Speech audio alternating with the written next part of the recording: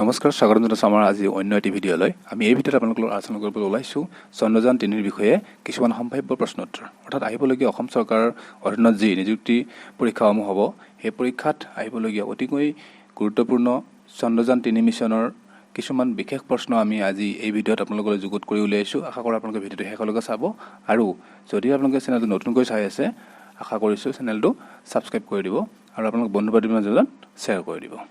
তেতিয়াহ'লে আহক আমি ভিডিঅ'টো আৰম্ভ কৰিছোঁ। ভাৰতে চন্দ্ৰযান 3 কেতিয়া উৎক্ষেপণ কৰিছিল? উত্তৰ হ'ব 14 জুলাই 2023 চনত। ভাৰতৰ প্ৰথম চন্দ্ৰযান 1 মিছন কেতিয়া আৰম্ভ কৰিছিল? 22 অক্টোবৰ 2008 তাৰিখে। চন্দ্ৰৰ দক্ষিণ মেৰুত অৱতৰণ কৰা প্ৰথমখন দেশ কি আছিল? উত্তৰ হ'ব ভাৰতবৰ্ষ। চন্দ্ৰযান 3 চন্দ্ৰপৃষ্ঠত কেতিয়া সফল অৱতৰণ কৰিছিল? 23 আগষ্ট 2023 চনৰ 6:04। চন্দ্ৰযান 3 কঢ়িয়াই নিয়া ৰকেটখনৰ নাম কি আছিল? LVM-3M4। চন্দ্ৰযান 3 ভাৰতৰ কোন ঠাইৰ পৰা উৎক্ষেপণ কৰা হৈছিল? উত্তৰ হ'ব সতীশ ধাৱান মহাকাশ গৱেষণা কেন্দ্ৰ।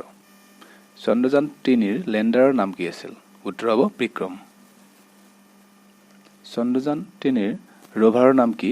উত্তৰ হ'ব প্ৰজ্ঞান। মিছন চন্দ্ৰযান 3 মুঠ কিমান খৰচ আছিল? উত্তৰ হ'ব 615 কোটি। ভাৰতীয় মহাকাশ গৱেষণা কেন্দ্ৰ ইছৰোৰ মুখ্য কাৰ্যালয় ক'ত অৱস্থিত? উত্তৰ হ'ব বাংগালুৰু। ইছৰোৰ সম্পূৰ্ণ ৰূপ কি? Indian space research organisation. ভাৰতীয় মহাকাশ গৱেষণা কেন্দ্ৰ ইছৰোৰ বৰ্তমানৰ অধ্যক্ষগৰাকীৰ নাম কি? উত্তৰ হ'ব শ্ৰীধৰ সোমনাথ।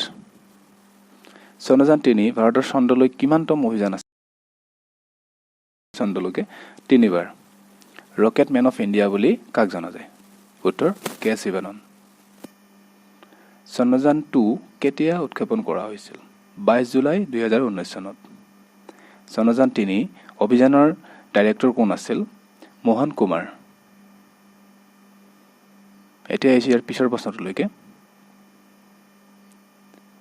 মুন মেন অফ ইণ্ডিয়া বুলি কোনজন ব্যক্তিক জনা যায়?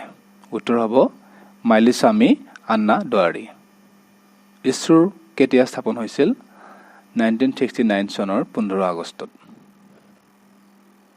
চন্দ্ৰযান 3ৰ বিষয়বস্তু কি আছিল, অৰ্থাৎ থিমটো কি আছিল? উত্তৰ হ'ব মিছন অফ দ্য মুন।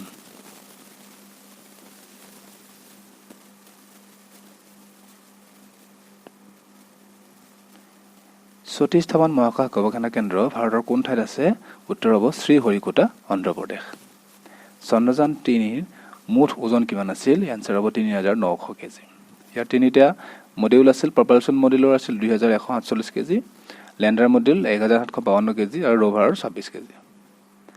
আমেৰিকাৰ মহাকাশ গৱেষণা কেন্দ্ৰটোৰ নাম কি? উত্তৰ হ'ব নাছা। ইছৰোৰ প্ৰথম অধ্যক্ষগৰাকী কোন আছিল? এনচাৰ হ'ব বিক্ৰম চাৰাভাই।